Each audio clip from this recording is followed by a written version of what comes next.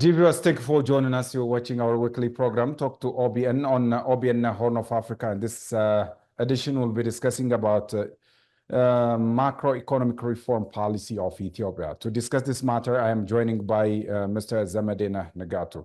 Mr. Zemedeneh, thank you for your time. Thank you for having me back on your program.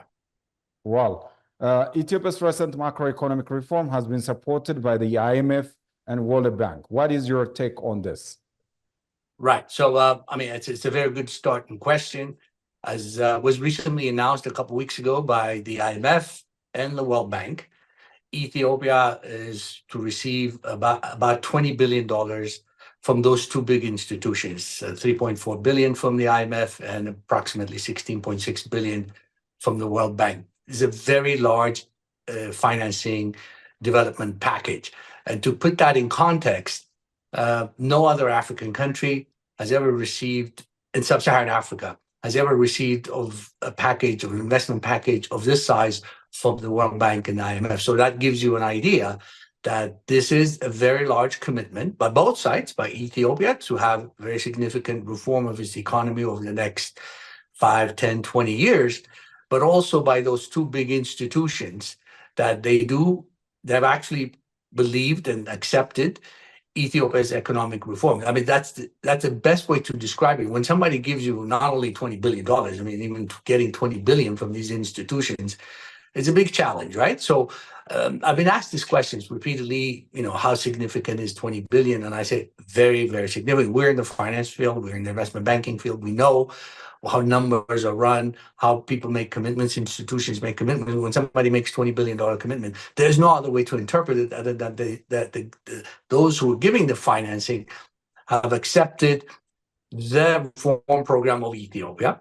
But at the same time, Ethiopia has also accepted to accelerate and implement the reforms that it has been undertaking for the last X number of years. So it's a very significant. We were looking at some databases. I think in Africa, only in Egypt, in the whole of Africa, only Egypt has received a larger package from those two institutions. So it's a big achievement for Ethiopia. But obviously, there's a lot of work that needs to be done going forward. What is the advantage of undertaking a macroeconomic reform in a certain nation? This is also something that requires context. As you know, over the last 30 years, I mean, starting in 1991, when the EPRDF took power, Ethiopia had been, implementing various forms of reforms. The first, I would say 15, 20 years, it followed what's called the development state economic model. That's very similar to what early days China did, early days South Korea did, when there was no private sector. So the state was the leading actor or player in the economy, whether it's in capex and infrastructure, or actually, building manufacturing plants or the infrastructure that's needed to develop an economy. But as we've seen in other countries, at a certain point, the developmental state, where the state leads the development by definition, it starts to slide and it starts to hand over to the private sector. It doesn't mean that nowhere in the world does the state completely back off from economic activity. I mean, whether where we live, where we operate in the United States, or in China or South Korea or the Asian tigers, okay, the state still has a role, but its role then shifts as Ethiopia is doing, because I'm trying to answer your question, what does it mean to have a macroeconomic reform? And in the case of Ethiopia, as I said, for the first 15 to 20 years, the development state model, what the state was leading was the way it was progressing. But over the last several years, there was a clear understanding that the state has to start to back off first, and let the private sector take the lead, okay? Second, the reform that Ethiopia is undertaking right now, if you remember back in the old days, under the previous development, which I was also part of the promoter of that development model, but not as a static thing, not as a permanent thing, that it was a transition thing. A lot of sectors were closed off: telecom, banking, the retail sector, the transport and logistics. Major sectors of the economy were closed off, first for foreign investors, but just as much for a long, long time, the private sector was not allowed into those sectors, because the thinking was these were what they called the the crown jewels of state enterprises, and they were not up for privatization. Again, if we look at economic history in a lot of other countries, they did go through similar thinking, but eventually they started liberalizing, privatization, letting the private, and this is the important part, letting the private sector take the lead, where the private sector, by definition, and also in practice, is more efficient than the state. So the reforms that you see in Ethiopia today is one, as I said, opening up the sector to private investments, both domestic and lately to foreign investors. A lot of the big sectors are closed. But secondly, and as we saw the other day, 3 weeks ago, one of the most major economic transformational policies, which was the liberalization of the currency, the birr, to free float. That's part of the reform. And I'll come back into a second. That's not an isolated reform program. And it is what people need to understand, and at least the way we understand it. It's part of a package. So as you know, going back to the last 50 years, 50 years is half a decade. That's a long time. Ethiopia had a very rigid managed exchange control regime. Okay, the National Bank of Ethiopia will set the price. I think it was every week, which says, well, the birr exchange rate is X for this week. And well, we've seen that hasn't really worked. One. Second, I'm not really sure there's any other country today that has such a rigid exchange control mechanism. The world has changed. We need to be competitive, right? So that's part of the reform. But let me put everything in context here, because I know the discussion in Ethiopia and discussion in a lot of other places in the world these days is focused on the exchange liberalization, which is a major change. And there's no question about it. However, it needs to be put in context where I think, again, us looking at it as private sector, as investors, as analysts looking at it, it should be seen as part of an overall reform package, okay? As you know, the Homegrown Economic Reform Program, which was introduced about 4 years ago, had set up 5 pillars for the economy, which is manufacturing and natural resources, the tourism sector. There were just 5 broad sectors. Agriculture, of course, still continues the anchor. And the thinking is there needs to be a structural transformation of the economy, vertical linkages between primary products, for example, and value-added manufacturing and export, for example. Those kinds of transformational economic thinking went into the homegrown economic reform. So we can't just be picking on a big agenda, which is the flotation of the birr as an isolated thing. It is part of a package. Okay, so let me back, because you asked me, what does it mean to have an economic reform program? What does it entail? So let me go back to the opening up of the sectors as well. And I was on another program recently, and I explained this. If you look at the telecom sector, which, as you know, we've had telephone in Ethiopia going back over 100 years, but until very recently, it was a tiny little nothing, very inefficient, I have to admit. But look what happened now with the introduction of competition. And also, we give credit, a very dynamic management team placed at Ethio Telecom. Ethio Telecom today is the second largest telecom in Africa in number of subscribers by country level. And second, look at the services that we're getting today. Extremely efficient. Yes, still is progressing as it goes along, but it is a very efficient telecom company in Ethiopia that we have today, and it's comparable. I sometimes when I use my AT&T phone in the United States, and there are areas of no coverage, even in certain cities that I go, and I come to Ethiopia and I can stream, while driving, and that's an indication. Is it still has rooms to go? Yes, but it has improved it. Why? Because it's opened up to competition. Safaricom came, and also the management was put on notice by the government that you need to be efficient. You need to be able to compete. Initially domestically, but eventually, I would assume Ethio Telecom will go across Africa and be acquiring other. So you needed to be. So competition has introduced efficiency. The efficiency benefits not only consumers like us, individual consumers, but corporate entities who now need reliable data, reliable network to run their business, because we're in a connected world. One. Second, the banking sector. By all accounts, the banking system we have in Ethiopia today is, I'll be very frank, they've done well over the last 27 years since the sector was liberalized for Ethiopians to invest in the sector. They've done well. They've grown from very tiny little things to a slightly bigger ones today, but they're not very efficient. They're certainly not, if you benchmark them against global competitors and even African banks, that still has a lot of room to go. And they were given 27 years of shelter without competition. They're competing against themselves. So we reach, I think my view is we reached this stage, and I've said this publicly in a number of things, in television, Twitter, and global media. We need a change in the banking sector in Ethiopia. If we have the 5th largest economy in Africa, the 3rd largest in sub-Saharan Africa, which is what the Ethiopian economy is in aggregate GDP, then is the banking sector capable, as structured today, to support this kind of economy? I don't think it's not, definitely not. Okay. Products offerings in Ethiopia, there's really virtually no competition amongst banks today in Ethiopia. Okay, that's what shelter brings. When you shelter off competition, they become inefficient. They become complacent. They have no fear. So that's one of the reasons the government said we need to open up the banking sector to foreign competition. I completely agree. Secondly, and I think this is what's going to come next, I think we just have part of the reform, and this is my view, of course. I mean, obviously the government makes its own decision, but my view, I've been on the record saying we have too many small banks in Ethiopia today, with the exception of the Commercial Bank of Ethiopia, which is amongst the 30 largest in Africa. The private banks we have in Ethiopia today are very small. And so as part of the reform, and I'm glad, there's a thinking also now by the government that there needs to be consolidation. Do we really need 32, 33 small banks, or do we need 5 or 6 or 7 very large, highly well-capitalized banks who are fiercely competing? Of course, the regulation has to make sure that there's fierce competition, but we need 5 or 6 banks. That's all. I mean, if you look at Canada, if you look at the UK, if you look at South Africa, okay, they only have 4 or 5 major, what I call money center banks. That's what Ethiopia needs. And I think that's where, so the second sector that has opened up as part of the reform is the banking sector, okay?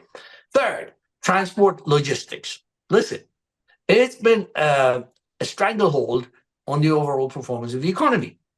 We have a very inefficient transport logistics sector. It's being sheltered. Again, shelter, protection brings inefficiency. So now the government said, no, we're going to open it up. Let me give you a very practical example, not just theoretical discussions as I see in some forums. We are in the manufacturing business. One of the business we're invested in Ethiopia is manufacturing for exports, okay? Now, we are exceptionally efficient at the factory gate level. The products we produce are world-class quality, world-class pricing, it can compete with anyone. But after it leaves the gate, if the transport sector is not efficient, the logistics sector is inefficient, then I can't be competitive globally. And that is what is needed to be changed. And I think, thankfully, that is sector now is going to be open to global companies. Okay, I'll come to a second while we support the domestic private sector, but that's it. So when you take all these into consideration, okay, and then the other big one that recently opened is the retail wholesale distribution system. It was and still is, until obviously now we introduced competition from foreigners, very inefficient, very, very inefficient, monopolistic actually. Very few companies or individuals import certain things, and very few of them distribute around the country. I'm on the record, I've said in the past, this kind of structure actually contributes to the structural high level of inflation in Ethiopia. Again, it's a byproduct of a bygone era when we probably needed to protect this sector from foreign competition, but now we've grown up and we need to compete. Okay, so that has now been opened. Hopefully, the introduction of foreign competition, even domestic competition, efficient competition by new players using new technology, for example, or allocation of finances to those who deliver, I think as part of the reform, will make the retail wholesale distribution system more efficient. Now, we talk about FDI. So again, part of the reform is to attract foreign direct investment in Ethiopia. And again, let me put a little context into that. If you look at the last 10 years or so, FDI to Africa, Ethiopia has been consistently in the top 5. Okay, even the last 4 or 5 years, when we had a lot of challenges in Ethiopia, starting with COVID, some of the internal conflicts we had in Ethiopia, Ethiopia was still in the top 5 attracting FDI in Africa. Fantastic. However, now you will see, as part of the reform program, the opening up of a lot of sectors to foreign investors, you will now see a significantly more FDI into Ethiopia. Okay, because I remember when roadshows were done for Ethiopia over the last several years, investors would say, well, you know what, guys, you tell us a lot of good stories about Ethiopia, we buy into a lot of it, but telecom is closed, banking is closed, retail is closed, transport logistics. What is it that you're asking us to come in? What is it we're supposed to? And that was a true statement. Now these things have opened up. And as I said, some of them, like the telecom, have shown us that competition brings results and benefits to the economy, to the public. I think you would start seeing a lot more. And I've said this the other day also in another program. My view is once Ethiopia gets over some of the hurdles that it had faced, okay, once it's behind us, Ethiopia's economy, as part of the reform program, has the potential to bring in between $8 and $10 billion of FDI every single year. Right now, I think last year, I understand it was 3.8 billion. So to summarize it, I think the reform is designed to bring about transformation to the economy in a structural way, not some bits and pieces. Well done. According to many accounts, Ethiopia has become one of the fastest growing economy in Africa. What are the indicators? Of course, you have highlighted some of them. Can you curtail it to this context and tell us indicators? From economic perspective, though. Right. So I was just trying to wrap up what I said earlier with the previous segment. Just if you give me 10, 15 seconds. But when we talk about reforms and FDI and all that, I want to emphasize something extremely important, which is to build up our own domestic private sector. Okay, whatever the foreign direct investment activity we do, it needs to be linked into bringing up our private sector to grow together. Because at the end of the day, we secure our sovereignty as a country if we have a strong, vibrant private sector. I just wanted to add. Now, coming back to your point about Ethiopia being one of the fastest growing economies in Africa, and this comes from the IMF, it comes from the World Bank. Even the last 4 years, since 2020, okay, during some really challenging times for the country, Ethiopia has been one of the fastest in Africa. Why? It's because the fundamentals of what drives the economy are still very attractive. If you look at agriculture, productivity has gone up. Has it gone up as much as we want? No, but it improved tremendously. Even the manufacturing sector, which has had big challenges, I will admit, is doing okay, but it's going to take off as part of the reform going forward. So the fundamentals of a large economy, of a large country of 127 million people, okay, are still there, are still strong. We could grow by more than, the IMF said last year Ethiopia grew by 6.2, 6.5%. The Ethiopian government says it was around some point. Either way you look at it, these are big numbers. That's because what drives demand is there. Okay. What is still failing is the supply side of it. All right. That means, there are a lot of countries around the world, emerging markets, especially in Africa, who can dream of big, but they can't because the population is small, the land size is small, the opportunities that Ethiopia had, the natural resources it has, and the large number of labor pool that Ethiopia has, they don't have it. But whereas Ethiopia, what we need to focus on is execution, because all these things are there. I mean, if you look at labor-intensive manufacturing, for example, okay, which is one of the transformational elements for an economy. If you look at clothing, garments, manufacturing, Ethiopia can compete very effectively with Vietnam, very effectively with Bangladesh. We're in that sector. We're very efficient because we have large pool of labor, competitive, energy is cheap. So what I'm getting at is, when you ask me what is driving the growth, is one is fundamentals, demand and supply, population demographics, purchasing power increasing. But what we need to overlay that is we need to implement, as we go along as part of the reform, a sophisticated economy, a structurally transformed economy, a value addition economy. So the forecast, I think, for this year by the Ethiopian government is close to 8%. I think it's 7.9%. If you look at the next 3-year forecast, the IMF forecast is around 7. I think it's about 7%. These are very low. But eventually, Ethiopia needs to can grow by double digits. From 2019 to 2023-24 fiscal year, Ethiopia's economy registered an average GDP growth rate of 7.1%. Can you analyze this again? Right. Okay. So let me go back to what I just said a minute ago. The growth, even whether it's 2019, 2020, let's start with 1920, right? I mean, and then from there on, the last 5 years. Now, when you look at the headlines and you see all kinds of things happening, starting with COVID, of course, and then we had the conflict in the north, and then some other issues that we have internally in Ethiopia. anyone who runs numbers, anyone who is any, a financial analyst or an investor, the normal conclusion will be the economy should actually be in a recession. That didn't happen. That's a fact. That comes from, again, I cite the World Bank, I cite the IMF.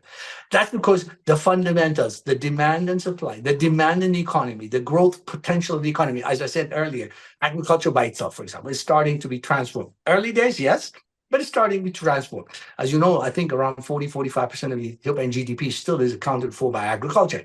If you transform agriculture from basic subsistence farming to mechanized farming, modern farming, okay, in many parts of Ethiopia, where it's in Oromia or in Amhara, or in many parts of Ethiopia, you can see and that's what has been happening over the last 4 or 5 years. Agriculture has also been contributing.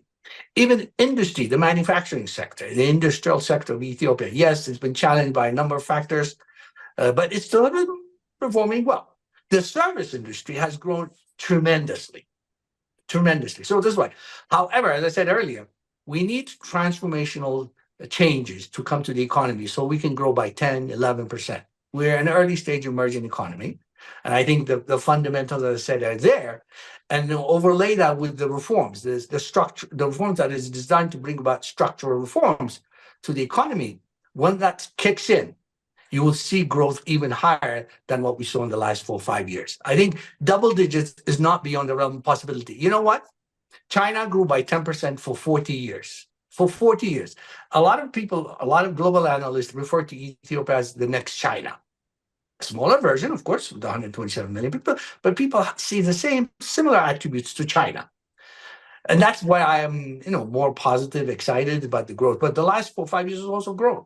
A lot of Africans, even during COVID, when a lot of countries in Africa were in a recession, Africa as a whole actually registered negative growth. The Ethiopian economy was still growing. So that's, I think, how we should look at Ethiopia's performance. Other advantage of this macroeconomic reform is to transform investment and trade and enhancing a good environment for trade and investment. How? Right. So it's a good point. Listen, we're in an interconnected global economy, right? We need to realize we don't in Ethiopia, we don't operate in isolation. Okay, that's the first macro thinking we have to have. When there's FDI, we have to compete with all kinds of countries from around the world because capital goes where it's needed. Capital goes where it makes money. I mean, that's just the nature of capital, right? So what Ethiopia needs to continue to do, one is what I call, we need to focus on the ease of doing business. We have to streamline the processes from registration to operations of companies, because when you make it easy, companies produce more, they employ more, they deploy more capital, they export more. So and the consumer and the public benefits more. So we have to continue to focus on what I call the ease of doing business, eliminate bureaucracies. Okay. And when it comes to it, whether it's domestic or foreign, I mean, the ease of doing business in Ethiopia has to be world class. Okay. Now, a lot of people have asked me about FDI. As I mentioned to you earlier, why do we need FDI? There's some ideological thinking that, some people call it neocolonialism. I completely disagree. If you pick the right FDI investors into Ethiopia, because they will help you. No country, by the way, no big economy today has transformed without foreign direct investment. Even China today pulls in about 100 billion a year. India pulls in another 80 to 100 billion a year. So let's be real. FDI is needed in Ethiopia, but we have to be smart. The type of FDI that we bring into Ethiopia should be the ones who benefit, of course, themselves to make money, but also Ethiopia. Okay, we want investors who bring in knowledge, know-how, of course, capital, but more than the capital. To be honest with you, a lot of times what we need is the knowledge and know-how, the transfer of those types of knowledges to Ethiopia, so we can build up our capacities and transform the economy to a value addition economy. So as part of the reform, as part of the growth, and this is what I'm saying earlier, we can grow by 10, 11% if we adapt those kinds of policies. Smart FDI, building up our domestic capacity. For example, there's a new initiative called Made in Ethiopia. Fantastic. We just have to make sure it's implemented properly, okay? In the past 20, 25 years, we've had a lot of what I call false starts, where we say, well, import substitution. It didn't go beyond slogan. We need to do that. We have to move on to actual implementations of these things. Earlier in the opening, you asked me about the IMF, the World Bank. Okay, they're giving Ethiopia $20 billion to transform its economy. But what we need to do is the dollar, the euro, the Chinese yuan that comes into Ethiopia from exports, from what merchandise exports or services, we want it to remain as much as possible into this country. Okay? It wouldn't do us any good. We export, a lot of it goes back to import stuff. So the transformation we talk about has to focus on making sure that first, we become an industrial economy, a value addition economy, a middle class. I think the target is to become a middle income country by 2030, 31. And the only way we can do that is if we are a value addition economy that it manufactures, produces much of what we need domestically. And I think that's what the homegrown economic reform is designed to do. The 20 billion we got, oh, by the way, in addition to the 20 billion, I just want to add, I saw a statement from the Ministry of Finance the other day, almost another 5 billion is coming from debt reprofiling, debt reduction, the debt reduction agenda that they have. So it's actually about around 25 billion, a very significant sum. Okay, we have to make sure we deploy it properly. We have to make sure that those 25 billion that we got shows a transformational plateau or stage that Ethiopia is for what it is today. And I think that's doable. But okay. Yeah. Thank you very much for your analysis. We really value your time, Mr. Zemedeneh. Adis, thank you as always. It's a pleasure to be on your program. I appreciate it. Thank you so much. Dear viewers, thank you for watching. Bye-bye. Take care.